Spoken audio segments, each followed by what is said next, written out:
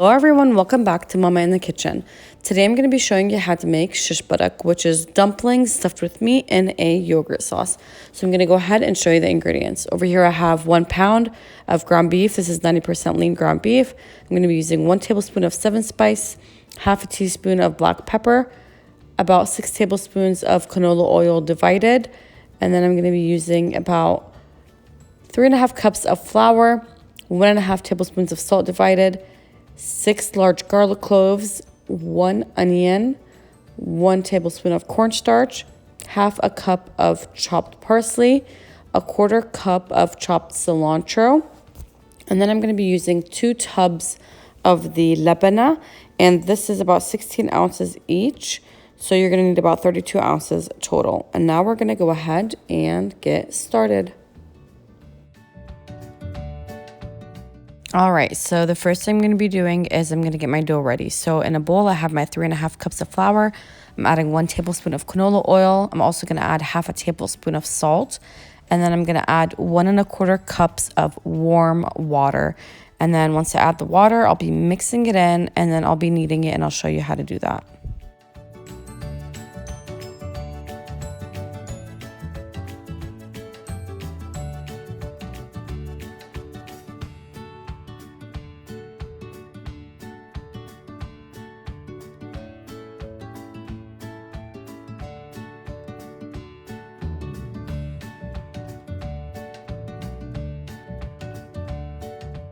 All right, and this is what it should look like. You want it to be thick, but not too thick where you can't kind of shape it around how you want it to be. So if you feel like it's too thick, just add a little bit of extra water. And if you feel like it's too watery, just add extra flour. But for me, I did 3.5 cups of flour and 1.25 cups of warm water, and this is how it turned out. So now I'm gonna go ahead and just cover it and let it rest for an hour.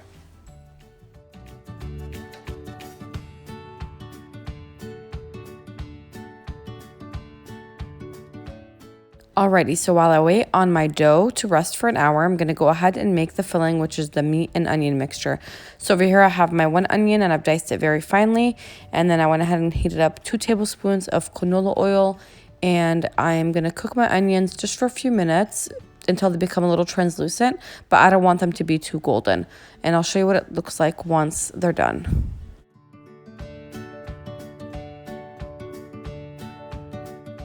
Once my onions are a little translucent like this, I'm going to go ahead and add my 1 pound of ground beef. This is 90% lean ground beef, and I'm just going to mix that in, and I'm going to cook it until it's almost completely cooked before I add my spices. And once my meat is almost completely cooked, I'm going to go ahead and add half a tablespoon of salt, 1 tablespoon of 7 spice, and half a teaspoon of black pepper.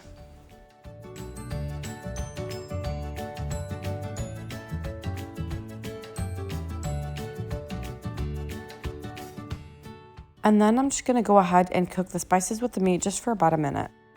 I'm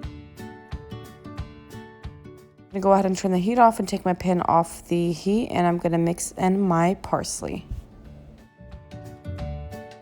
And after cooking the meat, I went ahead and put it in a strainer. I'm going to strain this for about 15 minutes. You want to make sure you don't skip this part because it is very important that all the excess oil is strained. So that way when you are trying to stuff it in the dough, it closes easily without getting in the way. So you don't want to skip this step. You want to make sure all the excess oil is strained. Okay, so it's been resting for about an hour and this is what it should look like. And now we can go ahead and get started on making the dough into little circles and stuffing it with our meat. Over here I have my baking tray, and what I'm going to do is I'm going to go ahead and sprinkle flour all over. You want to make sure that it's covered everywhere, and we're going to be putting our dumplings onto this tray once they're ready. And over here I have all my ingredients that I'm going to need. So I have my meat that I made, and I have my dough, and then I also have some flour which I'm going to be putting on my clean surface, which is where I'm going to be working. You want to make sure that the surface you're going to be working on is completely clean and dry.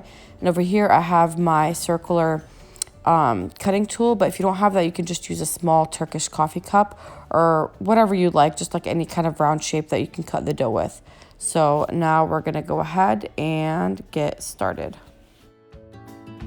The first thing I'm going to be doing is I'm going to be cutting my dough into 2 parts, and I'm going to be working on them in 2 parts. So what I'm going to be doing is I'm going to be sprinkling some of that flour where I'm going to be working, and then I'm going to try to knead out my dough using a rolling pin.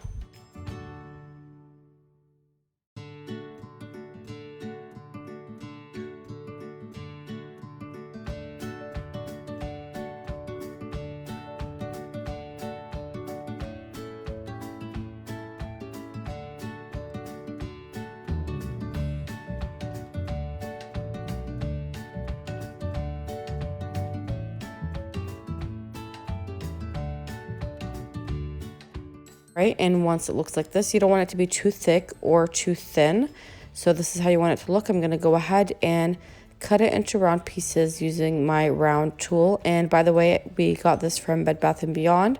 They sell them in a set with different sizes, and I believe this is the smallest size. And if you like to have your round pieces on a bigger size, you can do them whatever size you want, but we like to make them small like this. And then you're going to go ahead and take the extra dough out, and we're also going to be using this dough. We're going to roll it out and still use it to make more round pieces. So after you make your round pieces, what you want to do is you want to go ahead and stretch out the sides, and then you're going to stuff it with a little bit of meat in the center.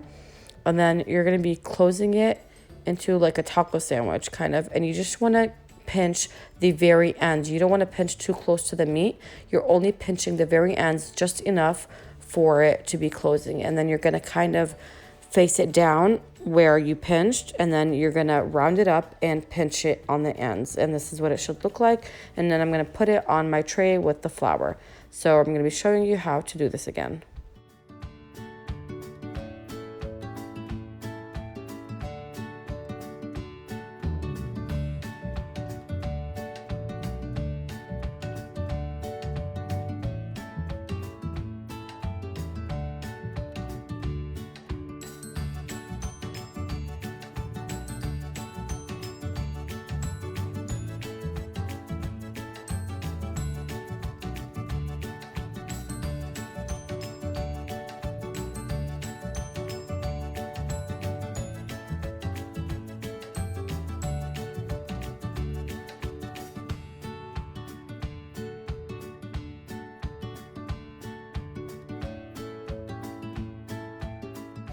All right, so we went ahead and finished all of our dumplings and put them on the tray with the flour. And this recipe makes about 80 pieces, which serves about 6 people because these are very small. And now I have my oven preheated at 350, and I'm gonna go ahead and put these in the oven for about 10 minutes.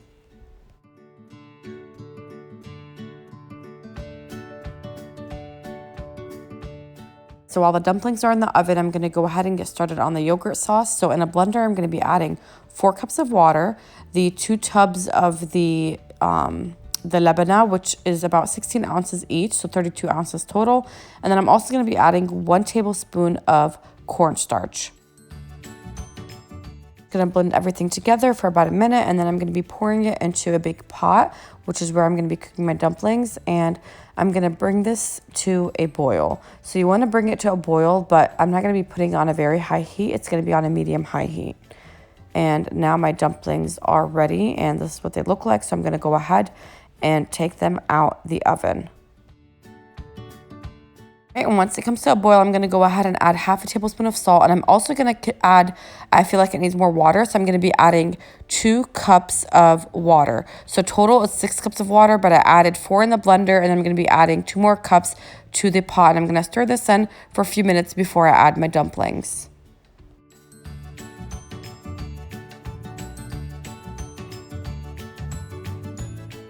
Right, so now I'm going to go ahead and bring my heat down to a medium heat, and I'm going to add my dumplings, and I'm just going to let this simmer with the yogurt sauce for about 20 minutes.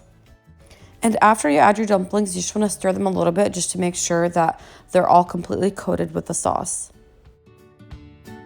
Alrighty, so after about 15 minutes of the dumpling cooking with the yogurt, I'm going to go ahead and get my garlic ready.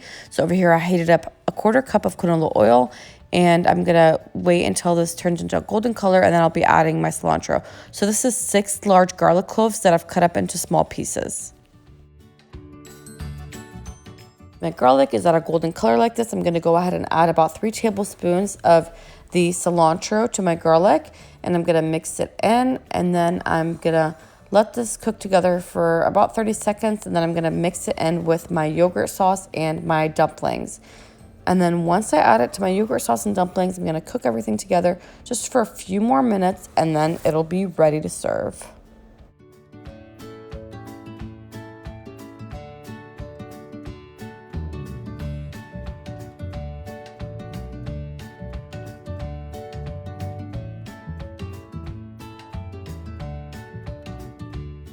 Righty, and now my shish barak is ready to serve. So this goes great with a side of rice. I have a recipe on how to make the perfect rice. I have a plain white rice video and also a vermicelli rice video, and I'll be leaving the link for both of those down in the description box below if you're interested in seeing how I make that. And I'm also going to be adding some fried pine nuts to my dish once I serve it. So this is what it's going to look like, and this is the final dish. Thank you for watching, and please like, share, and subscribe.